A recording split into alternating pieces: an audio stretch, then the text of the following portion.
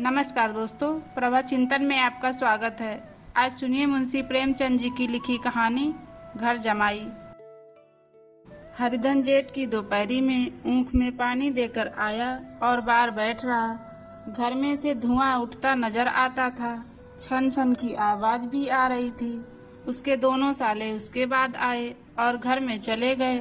दोनों सालों के लड़के भी आए और उसी तरह अंदर दाखिल हो गए, पर हरिधन अंदर ना जा सका। इधर 1 महीने से उसके साथ यहाँ जो बर्ताव हो रहा था और विशेषकर कल उसे जैसी फटकार सुननी पड़ी थी, वह उसके पाँव में बेड़ियाँ सी डाले हुए थी। कल उसकी सास ही ने तो कहा था, मेरा जी तुमसे भर गया, मैं तुम्हारी जिंदगी भर का ठेका लिए बैठी हूँ क्या। और सबसे बढ़कर अपनी स्त्री की निष्ठुरता ने उसके हृदय के टुकड़े टुकड़े कर दिए थे। वह बैठी यह फटकार सुनती रही, पर एक बार तो उसके मुंह से ना निकला, अम्मा तुम क्यों इनका इतना अपमान कर रही हो। बैठी गट गट सुनती रही। शायद मेरी दुर्गत पर खुश हो रही थी।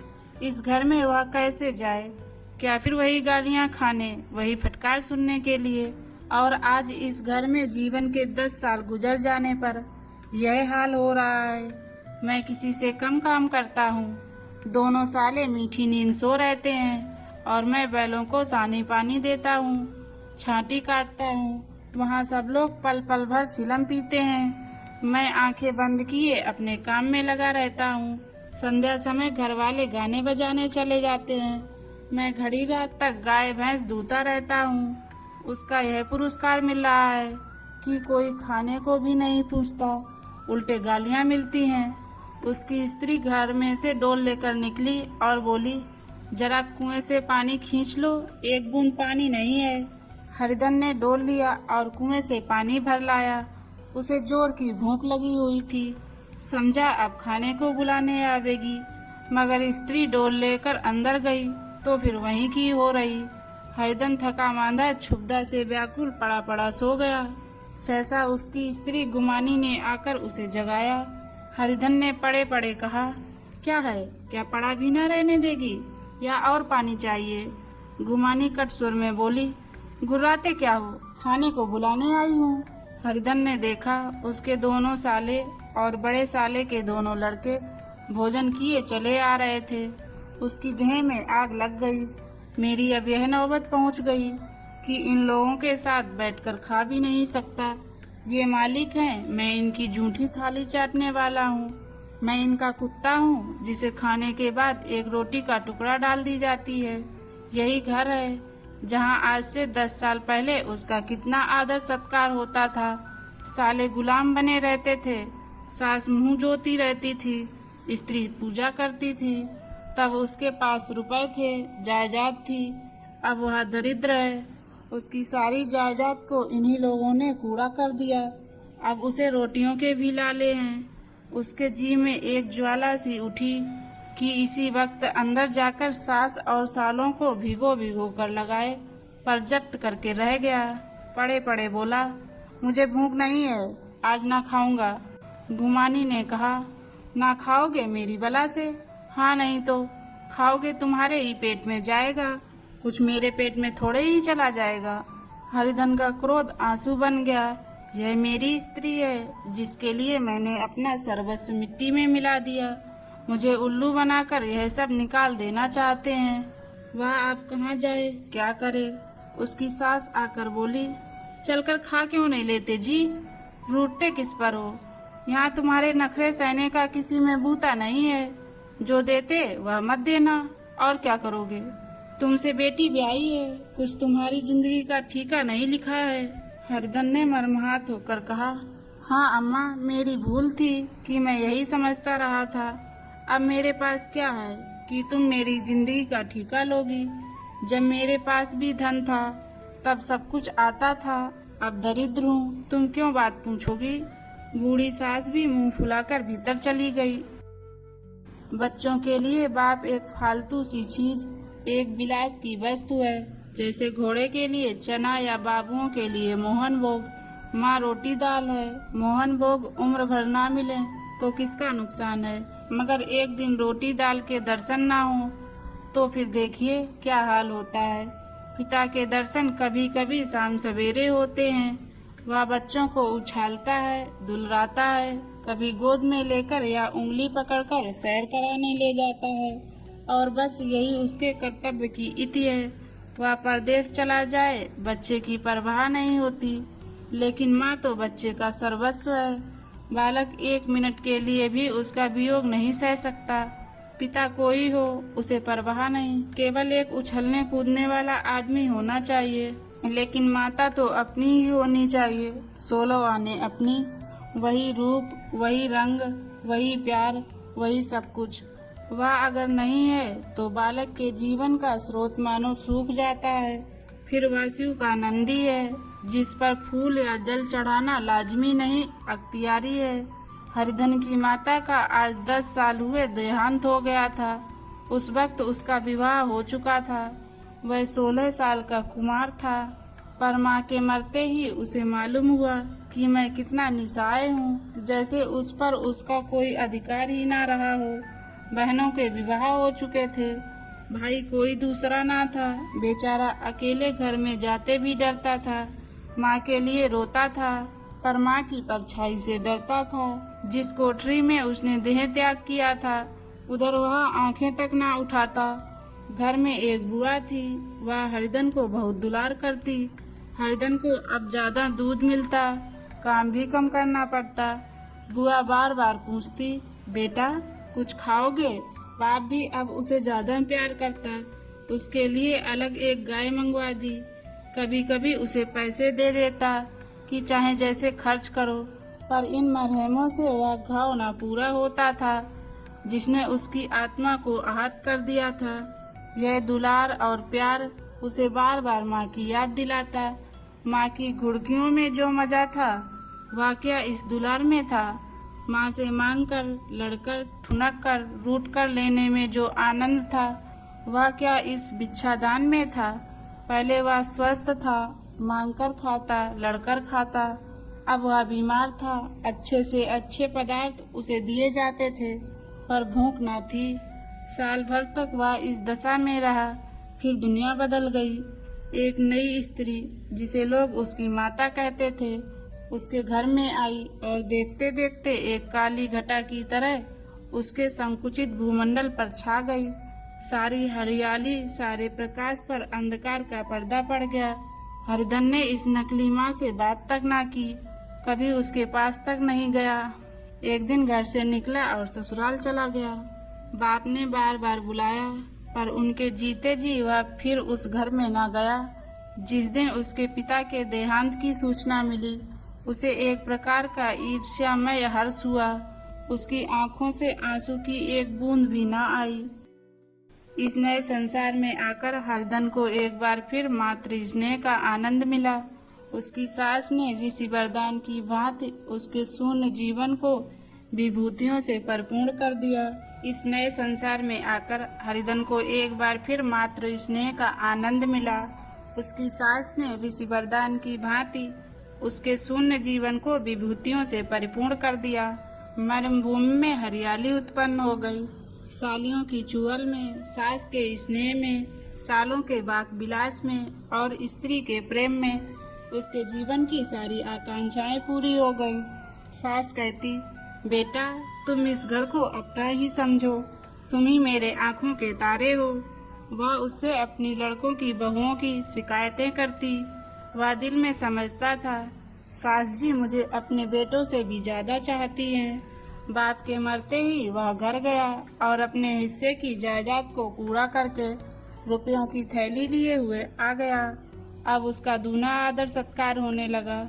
उसने अपनी सारी संपत्ति सास के चरणों में अर्पण करके अपने जीवन को सार्थक कर दिया। अब तक उसे कभी कभी घर की याद आती थी, अब भूलकर भी उसकी याद न आती, मानो वह उसके जीवन का कोई भीषण कांड था जिसे भूल जाना ही उसके लिए अच्छा था। वह सबसे पहले उठता, सबसे ज्यादा काम करता। उसका मनोयोग, उसका परिश्रम देखकर गांव के लोग दांतों तले उंगली दबाते थे। उसके ससुर के भाग बखानते, जिसे ऐसा दामाद मिल गया। लेकिन ज्यों-ज्यों दिन गुजरते गए, उसका मान सम्मान घटता गया।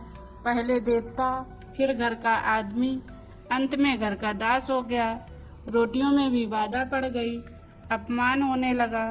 अगर घर के लोग भूखों मरते और साथ ही उसे भी मरना पड़ता तो उसे जरा भी शिकायत ना होती। लेकिन जब देखता और लोग मूंछों पर ताव दे रहे हैं, केवल मैं ही दूध की मक्खी बना दिया गया हूँ, तो उसके अंतः स्थल में एक लंबी ठंडी आह निकलती। अभी उसकी उम्र 25 ही साल की तो थी। इतनी उम्र इस घर में कैसे गुजरेगी? और तो और उसकी स्त्री ने भी आंखें फेर लीं। यह उस विपत्ति का सबसे क्रूर दृश्य था। हरिधन उधर भूखा प्यासा चिंतादहा में जल रहा था। इधर घर में सास जी और दोनों सालों में बातें हो रही थी। गुमानी भी हाँ में हाँ मिलाती जाती थी। बड़े साले ने कहा, हम लोगों की बराबरी करते हैं, यह नहीं समझते कि किसी ने उनकी जिंदगी का बीड़ा थोड़े ही लिया है। 10 साल हो गए, इतने दिनों में क्या 2-3 हजार ना हड़प गए होंगे। छोटे साले बोले, मजूर हो तो आदमी घुड़के भी डांटे भी, अब इनसे कोई क्या कहे। ना जाने इनसे कभी पिंड छूटेगा भी या नहीं। अपने दिल में समझते होंगे मैंने 2000 रुपए नहीं दिए हैं। यह नहीं समझते कि उनके 2000 रुपए कब के उड़ चुके। 1.25 सेर तो 1 जून को चाहिए। सास ने गंभीर भाव से कहा, बड़ी भारी खुराक है। गुमानी माता के सिर से जू निकाल रही थी। सुलगते हुए हृदय से बोली, निकम्मे आदमी को खाने के सिवा और काम ही क्या रहता है। बड़े साले ने कहा, खाने की कोई बात नहीं, जिसकी जितनी भूख हो उतना खाए, लेकिन कुछ पैदा भी तो करना चाहिए। यह नहीं समझते कि पहुनई में किसी के दिन कटे हैं। छोटे ने कहा, मैं एक दिन कह दूंगा, आप अपनी राह लीजिए, आपका कर्जा नहीं खाया है। गुमानी घर वालों की ऐसी ऐसी बातें सुनकर अपने पति से द्वेष करने लगी थी। अगर वह बाहर से 4 पैसे लाता तो इस घर में उसका कितना मान सम्मान होता। वह भी रानी बनकर रहती। ना जाने क्यों कहीं बाहर जाकर कमाते उसकी नानी मरती है। गुमानी की मनोवृत्तियां अब तक बिल्कुल बालपन की सी थी। उसका अपना कोई घर ना था। उसी घर का हित अहित उसके लिए भी प्रधान था। वह भी उन्हीं शब्दों में विचार करती, इस समस्या को उन्हीं आंखों से देखती जैसे उसके घर वाले देखते थे। 2000 रुपए में क्या किसी को मोल ले लेंगे? 10 साल में 2000 रुपए ही क्या हैं? 200 ही तो साल भर के हुए। क्या 2 आदमी साल भर में 200 भी ना खाएंगे? फिर कपड़े लत्ते, दूध, घी, सभी कुछ तो है। 10 साल हो गए, एक पीतल का छल्ला नहीं बना। घर से निकलते तो जैसे इनके प्राण निकलते हैं। जानते हैं, जैसे पहले पूजा होती थी वैसे ही जन्म भर होती रहेगी। यह नहीं सोचते कि पहले और बात थी, अब और बात है। बहू तो पहले ससुराल जाती है तो उसका कितना महात्म होता है। उसके डोली से उतरते ही बाजे बजते हैं। गांव मोहल्ले की औरतें उसका मुंह देखने आती हैं और रुपए देती हैं। महीनों उसे घर भर से अच्छा खाने को मिलता है, अच्छा पहनने को। कोई काम नहीं लिया जाता। लेकिन 6 महीनों के बाद कोई उसकी बात भी नहीं पूछता। वह घर भर की लौंडी हो जाती है। उनके घर भी मेरी भी तो वही गति होती। फिर काहे का रोना? जो यह कहो कि मैं काम करता हूँ तो तुम्हारी भूल है। मजूर की और बात है, उसे आदमी डांटता भी है, मारता भी है। जब चाहता है रखता है, जब चाहता है निकाल देता है, कसकर काम लेता है। यह नहीं कि जब जी में आया कुछ काम किया, जब जी में आया पढ़कर सो रहे। हरिधन अभी पड़ा अंदर ही अंदर सुलग रहा था कि दोनों साले बाहर आए और बड़े साले साहब बोले, भैया उठो, तीसरा पैर ढल गया, कब तक सोते रहोगे? सारा खेत पड़ा हुआ है। हरिधन चट उठ बैठा और तीव्र स्वर में बोला, क्या तुम लोगों ने मुझे उल्लू समझ लिया है? दोनों साले हक्का बक्का हो गए। जिस आदमी ने कभी जबान नहीं खोली, हमेशा गुलामों की तरह हाथ बांध हाजिर रहा, वह आज इतना आत्मभिमानी हो जाए, यह उनको चौंका देने के लिए काफी था। कुछ जवाब ना सूझा। हरिधन ने देखा इन दोनों के कदम उखड़ गए हैं, तो एक धक्का और देने की प्रबल इच्छा को न रोक सका। उसी ढंग से बोला, मेरी भी आंखें हैं, अंधा नहीं हूँ, ना बहरा ही हूँ। छाती फाड़कर काम करूँ और उस पर भी कुत्ता समझा जाऊँ। ऐसे गधे और कहीं होंगे। अब बड़े साले भी गर्म पड़े। तुम्हें यहाँ किसी ने बांध तो नहीं रखा है? अब की हरदन लाजवाब हुआ, कोई बात ना सूझी।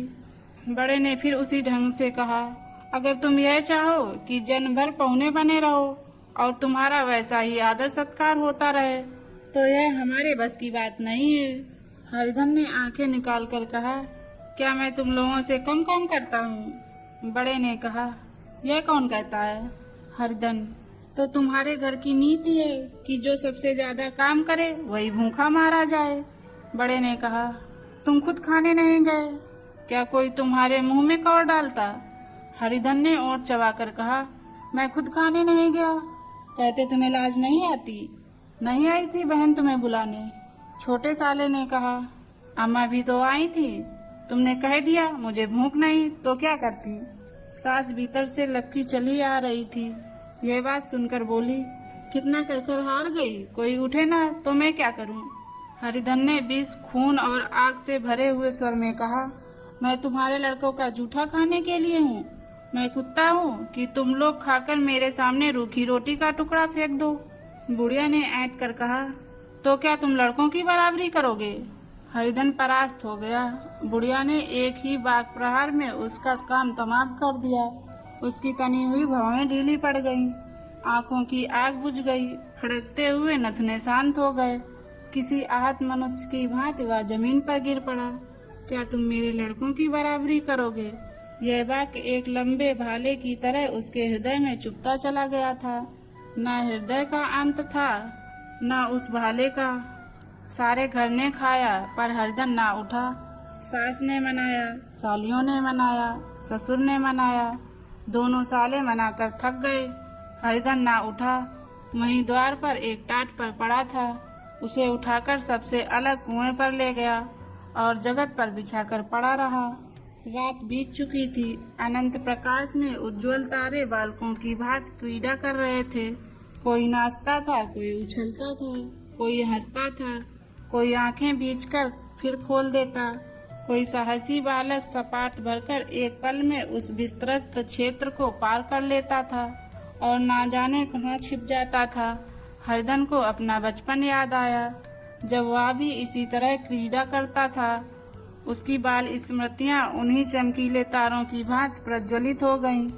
वह अपना छोटा सा घर, आम के बाग जहाँ वह केरियां चुना करता था, वह मैदान जहाँ कबड्डी खेला करता था, सब उसे याद आने लगे। फिर अपनी रहस्यमयी माता की सदैव मूर्ति उसके सामने खड़ी हो गई। उन आंखों में कितनी करुणा थी, कितनी दया थी। उसे ऐसा जान पड़ा मानो माता आंखों में आंसू भरे उसे छाती से लगाने के लिए हाथ फैलाए उसकी ओर चली आ रही हैं। वह उस मधुर भावना में अपने को भूल गया। ऐसा जान पड़ा मानो माता ने उसे छाती से लगा लिया है और उसके सिर पर हाथ फेर रही हैं। वह रोने लगा, फूट फूट कर रोने लगा। उसी आत्मा सम्मोहित दशा में उसके मुंह से यह शब्द निकला, अम्मा तुमने मुझे इतना भुला दिया।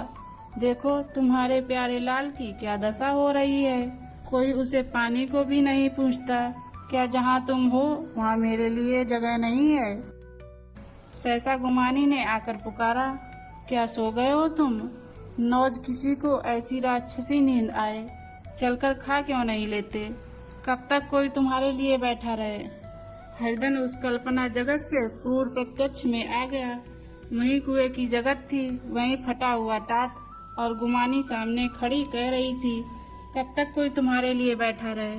हरिधन उठा और मानो तलवार म्यान से निकाल कर बोला, भला तुम्हें मेरी सुध तो आई? मैंने तो कह दिया था मुझे भूख नहीं। गुमानी, तो कई दिन तक ना खाओगे? अब इस घर का पानी भी ना पीऊंगा। तुझे मेरे साथ चलना है या नहीं? दृढ़ संकल्प से भरे हुए इन शब्दों को सुनकर गुमानी स्वयं उठी, बोली, कहाँ जा रहे हो? हरिधन ने मानो नशे में कहा, तुझे इससे क्या मतलब? मेरे साथ चलेगी या नहीं? फिर पीछे से ना कहना मुझसे कहा नहीं। गुमानी आपत्ति के भाव से बोली, तुम बताते क्यों नहीं कहाँ जा रहे हो? तू मेरे साथ चलेगी या नहीं? जब तक तुम बता ना दोगे मैं ना जाऊंगी। तो मालूम हो गया तू नहीं जाना चाहती। मुझे इतना ही पूछना था। नहीं, अब तक मैं आधी दूर निकल गया होता। यह कहकर वह उठा और अपने घर की ओर चला। गुमानी पुकारती रही, सुन लो, पर उसने पीछे फिरकर भी ना देखा। 30 मील की मंजिल हरिधन ने 5 घंटों में तय की। अब वह अपने गांव की अमराइयों के सामने पहुंचा तो उसकी मातृ भावना उषा की सुनहरी गोद में खेल रही थी। उन वृक्षों को देखकर उसका भी हवल हृदय नाचने लगा। मंदिर का वह सुनहरा कलश देखकर वह इस तरह दौड़ा मानो एक छलांग में उसके ऊपर जा पहुंचेगा। वह वेग से दौड़ा जा रहा था, मानो उसकी माता गोद फैलाए उसे बुला रही हो। जब वह आम के बाग में पहुंचा, जहां डालियों पर बैठकर वह हाथी की सवारी का आनंद पाता था, जहां की कच्ची बेरों और लिसोड़ों में एक स्वर्गीय स्वाद था, तो वह बैठ गया और भूमि पर सिर झुकाकर रोने लगा, मानो अपनी माता को अपनी विपत्ति कथा सुना रहा हो। वहाँ की वायु में, वहाँ के प्रकाश में मानो उसकी विराट रूपड़ी माता व्याप्त हो रही थी। वहाँ की अंगुल अंगुल भूमि माता के पद चिन्हों से पवित्र थी। माता के स्नेह में डूबे हुए शब्द अभी तक मानो आकाश में गूंज रहे थे। इस वायु और आकाश में ना जाने कौन सी संजीवनी थी, जिसने उसके शोकाकृत हृदय को बालो उत्साह से भर दिया। वह एक पेड़ पर चढ़ गया और अधर से आम तोड़ तोड़ कर खाने लगा। सास के वह कठोर शब्द, स्त्री का वह निष्ठुर आघात, वह सारा अपमान भूल गया। उसके पांव फूल गए थे, तलवों में जलन हो रही थी, पर इस आनंद में उसे किसी बात का ध्यान ना था। सहसा रखवाले ने पुकारा, वह ऊपर कौन चढ़ा हुआ है रे? उतर अभी, नहीं तो ऐसा पत्थर खींच कर मारूंगा कि वहीं ठंडे हो जाओगे। उसने कई गालियां भी दी। इस फटकार और इन गालियों में इस समय हरिधन को अलौकिक आनंद मिल रहा था। वह डालियों में छिप गया, कई आम काट काट कर नीचे गिराए और जोर से ठक्का मारकर हंसा। ऐसी उल्लास से भरी हंसी उसने बहुत दिनों से ना हंसी थी। रखवाले को वह हंसी परिचित सी मालूम हुई, मगर हरिधन यहाँ कहाँ? वह तो ससुराल की रोटियां तोड़ रहा है। कैसा हंसोड़ा था, कितना चिबिल्ला! ना जाने बेचारे का क्या हाल हुआ। पेड़ की डाल से तालाब में कूद पड़ता था। अब गांव में ऐसा कौन है? डांट कर बोला, वहाँ बैठे बैठे हंसोगे तो आकर सारी हंसी निकाल दूंगा, नहीं सीधे से उतर आओ। वह गालियां देने जा रहा था कि यह गुठली आकर उसके सिर पर लगी। सिर सहलाता हुआ बोला, यह कौन शैतान है? नहीं मानता? ठहर तो, मैं आकर तेरी खबर लेता हूँ। उसने अपनी लकड़ी नीचे रख दी और बंदरों की तरह चटपट ऊपर चढ़ गया। देखा तो हरिधन बैठा मुस्कुरा रहा था। चकित होकर बोला, अरे हरिधन, तुम यहाँ कब आए? इस पेड़ पर कब से बैठे हो? दोनों बचपन सखा वहीं गले मिले। यहाँ कब आए? चलो घर चलो, भले आदमी। क्या वहाँ आम भी मैसर न होते थे? हरिधन ने मुस्कुराकर कहा, मंगरू, इन आमों में जो स्वाद है वह और कहीं के आमों में नहीं है। गाँव को क्या रंग ढंग है मंगरू, सब चैन चान है भैया। तुमने तो जैसे नाता ही तोड़ लिया। इस तरह कोई अपना गांव घर छोड़ देता है? जब से तुम्हारे दादा मरे सारी गृहस्थी चौपट हो गई। 2 छोटे छोटे लड़के हैं, उनके किए क्या होता? हरिधन, मुझे अब उस गृहस्थी से क्या वास्ता भाई, मैं तो अपना ले दे चुका। मजूरी तो मिलेगी ना, तुम्हारी गाय मैं चरा दिया करूँगा, मुझे खाना दे देना। मंगरू ने अविश्वास भाव से कहा, अरे भैया कैसी बात करते हो, तुम्हारे लिए जान तक हाजिर है। क्या ससुराल में अब ना रहोगे? कोई चिंता नहीं, पहले तो तुम्हारा घर ही है, उसे संभालो। छोटे छोटे बच्चे हैं, उनको पालो। तुम नई अम्मा से नाहक डरते थे, बड़ी सीधी है बेचारी, बस अपनी माँ ही समझो। तुम्हें पाकर तो निहाल हो जाएगी। अच्छा, घरवाली को भी तो लाओगे? हरिधन, उसका अब मुँह ना देखूंगा, मेरे लिए वह मर गई। मंगरू, तो दूसरी सगाई हो जाएगी। अब की ऐसी मेहरी अला दूंगा कि उसके पैर धो धो कर पियोगे। लेकिन कहीं पहली भी आ गई तो? हरिधन, वह ना आएगी। हरिधन अपने घर पहुंचा तो दोनों भाई भैया आए कहकर भीतर दौड़े और माँ को खबर दी। उस घर में कदम रखते ही हरदन को ऐसी शांति महिमा का अनुभव हुआ मानो वह अपनी माँ की गोद में बैठा हुआ है। इतने दिनों ठोकरें खाने से उसका हृदय कोमल हो गया था। जहाँ पहले अभिमान था, आग्रह था, हेकड़ी थी, वहाँ अब निराशा थी, पराजय थी और याचना थी। बीमारी का जोर कम हो चला था।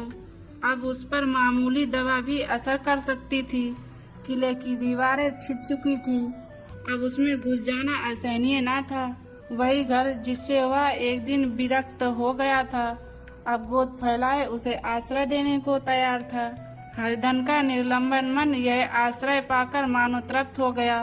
शाम को भी माता ने कहा, बेटा तुम घर आ गए, हमारे धन भाग। अब इन बच्चों को पालो। माँ का नाता ना सही, बाप का नाता तो है ही। मुझे एक रोटी दे देना, खाकर एक कोने में पड़ी रहूंगी। तुम्हारी अम्मा से मेरा बहन का नाता है, उस नाते से भी तो तुम मेरे लड़के होते हो। हरदन की मात्र बिहल आँखों को माता के रूप में अपनी माता के दर्शन हुए।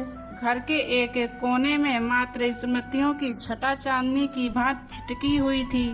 विमाता का प्रौढ़ मुखमंडल भी उसी छटा से रंजित था। दूसरे दिन हरिधन फिर कंधे पर हल रखकर खेत को चला। उसके मुख पर उल्लास था और आंखों में गर्व। वह अब किसी का आश्रित नहीं, आश्रयदाता था, किसी के द्वार का भिक्षुक नहीं, घर का रक्षक था। एक दिन उसने सुना गुमानी ने दूसरा घर कर लिया। माँ से बोला, तुमने सुना काकी, गुमानी ने घर कर लिया। काकी ने कहा, घर क्या कर लेगी, ठट्टा है, बिरादरी में ऐसा अंधेर, पंचायत नहीं अदालत तो है। हरदन ने कहा, नहीं काकी, बहुत अच्छा हुआ, ला महावीर जी को लड्डू चढ़ाऊं। मैं तो डर रहा था कहीं मेरे गले ना आ पड़े। भगवान ने मेरी सुन ली। मैं वहाँ से यही ठान कर चला था, अब उसका मुंह न देखूंगा।